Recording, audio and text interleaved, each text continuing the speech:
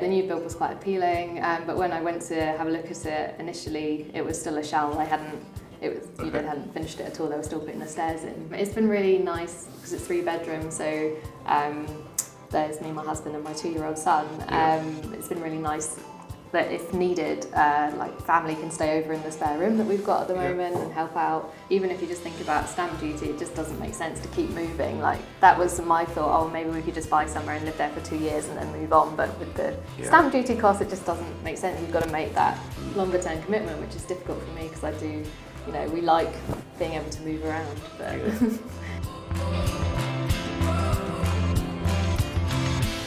a new build came onto the market. We hadn't really thought of going for new build, but also it was quite appealing because we're both super busy. We work really hard, we work long hours, and if we took on a renovation project, I could see that it would take a long time and not necessarily be a nice place to live for quite a long time. The new build was quite appealing, but when I went to have a look at it initially, it was still a shell. They hadn't finished it at all. They were still putting the stairs in. But was this in the same area that you'd originally started your search in? Very nearby. Like a sort of mile away. So you saw it as a shell. And I thought it would work. So it took a bit of imagination. Had to convince my husband a little bit, so he came and had a look at it as well.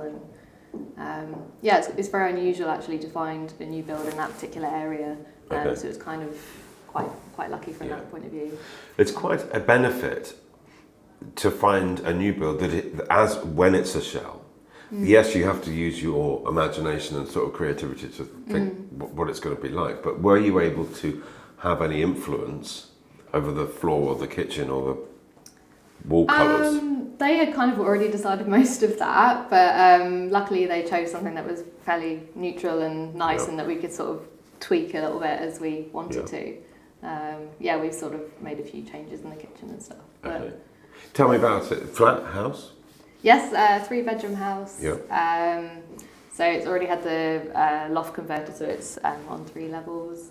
It's got a separate office room at the end of the garden. Nice. So that's my office room, which is really nice because basically my commute is to walk to the end of the garden and then walk back. Now, can I ask, how relevant to your decision to buy the house was the office space at the end of the garden? It was a deciding factor in that particular property because I knew working from home pretty much all the time. I needed that separate space. I couldn't be working at the kitchen table all the time or sitting on my sofa with my laptop. That's not really. More and more people are working from home, and it's interesting that the developer building a little shed at the end and calling it the office, actually that was very much the deciding factor in your choice to bid for the property. Yes. Yeah. So, he made the right call. Yeah, it's almost like you get an extra room, but as well, it's just nice having it quite separate from the house and its own little. But I think it's a lesson to maybe people watching this, if they've got a garden. And there's room for an office, actually, when it comes to selling, that's a huge benefit.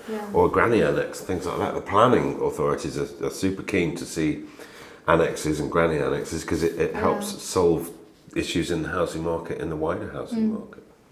So anyway, so you walked in, you saw it, you persuaded your husband it would eventually be what it is. And was the process quite smooth after that? From there, it was compared to the other experiences we had. We already had our mortgage offer in place. We knew it was at a sort of budget that we could afford and also still have some money left over for furniture and decorating and stuff. I think we saw it must have been January 2016, and we moved in May 2016. Okay, and everything worked out well? Yeah, it has been really good being in a new build from the terms of we've not had to do anything to it. We literally just got all our stuff transferred from our flat, put a bed in, and it was all ready to go. And the heating, it always stays really warm. So that's been good. Is there anything that you would have done differently? I do still wonder about that original road. But the prices kept, at this point in the market, the prices were going up almost month over month. And they were sort of going, beyond the budget. So I don't know if we would have actually been able to just about afford it, but then, you know, what do we do for furniture and stuff? Because we didn't have anything coming from a flat, so, yeah. And did, moving into a new build, I've never done it, but I have helped clients into it, but of course I then don't see how life goes once they've got the keys and they've moved in. But what about curtains and cupboards and shelves and loo roll holders and all of the little things that's true. that are originally occupied home would have, but of course a new build doesn't. We didn't have any of that. We started off with those really horrible suction blinds that you have. Yes. Have you changed anything while you've lived there? My dad's quite handy, so he's come and does some tiling in the kitchen for us just to add a bit more colour. Because being a new build, basically it was all kind of quite beige and neutral, so we've got a bit of blue in the kitchen now. We painted my son's room just before he arrived, as you know, new parents do. So yeah, that room looks a bit different. But apart from that, I suppose we put in fitted wardrobe as well. I didn't have storage wardrobe. And things like toilet roll holders and little bits and bobs like that. But it personalises it and makes it yours. Any plans for the future? Do you think it'll see you for a few more years? We're planning to stay there for a few more years probably. It's been really nice because it's 3 bedrooms, so there's me, my husband and my 2-year-old son. It's been really nice that if needed, like family can stay over in the spare room that we've got at the moment and help out with my son. That's pretty, that's felt like a luxury. If we do grow our family, it might be something we miss when we look to move again. But did you think about schools and that kind of thing when you were looking? I did look into the schools, and there are some good ones nearby. I mean, even though my son's 2, it still seems like a long way away. Yeah, but it's going to come around quite quickly. I did look into that, and again, that was something I looked at with the original location as well. There was a really good one. A good school can put 20% on the price of a house, and so it's very difficult thinking, well, I'll buy there.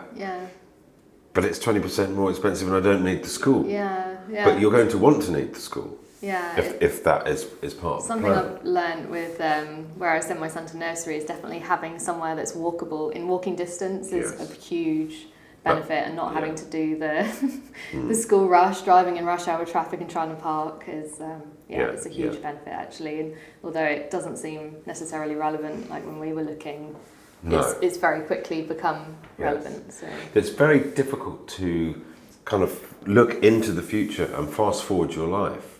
But actually, when you're house hunting, that's a really important thing to have a go at doing. You might not get it right completely, but you must think, it's not what suits me now, it's what's going to suit me in 18 months, 3 years, 5 years' time. And so you're trying to choose a house that's going to suit a lifestyle that you maybe don't even want right now, but you probably think that you will try and plan for it, because even if you just think about stamp duty, it just doesn't make sense to keep moving. Like, that was my thought, maybe we could just buy somewhere and live there for 2 years and then move on. But with the stamp duty cost, it just doesn't make sense. You've got to make that longer term commitment, which is difficult for me because I do, we like being able to move around. But trying to find somewhere that ticks as many boxes as possible.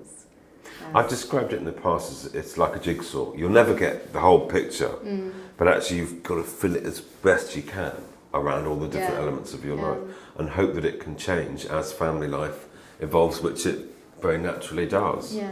And has the area and the community panned out as you'd hoped, because you didn't know it that well? Yeah, it has. It's been a bit different since I became a parent. So my son is 2 now, and I returned to work when he was 7 months old. What I found difficult was basically taking him to childcare and then coming back home to work by myself, not having anyone to talk to. I had virtual colleagues, remote colleagues, but it's not the same as having someone there that you can just sort of bounce ideas around with, and found myself talking to myself a little bit. How did you deal with it? How did you change things?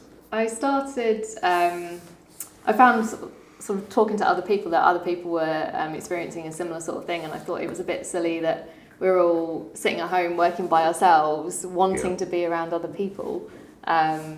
but not really having a way of doing that. Like you can go and work from a coffee shop, but then you don't actually talk to anyone. You just end up spending a lot of money on coffee and cake and stuff. So so that's why I set up what I do, which is basically to support freelance parents like myself with a community. It's called Mumming. It's like a pop-up co-working community, a bit like Airbnb of co-working, I suppose. So we don't have a permanent location, but we pop up in different places. So it might be like a pub or a hotel, somewhere that's generally quite quiet during the week. And we as parents work together, we have a bit of a chat, have a coffee, learn what each other's working on. And that environment of being around other people working just makes you so much more productive, and I can imagine. you know, just helps you get stuff done and not feel like you're just working in isolation in a box at home. And can people bring their toddlers or their babies with them so I really strongly believe in bringing your children with you and not hiding them at home, like in all of life. So you can bring 3 months to 4 years with you, and then there's some professional nannies on site that look after them. And is that spread across your area? So at the moment I run it in Teddington, Twickenham, Richmond and Esher. Wow. Oh my gosh. And just looking to hopefully expand more into London and Surrey as well. But. And socially for you, as well as networking business-wise, that must be amazing.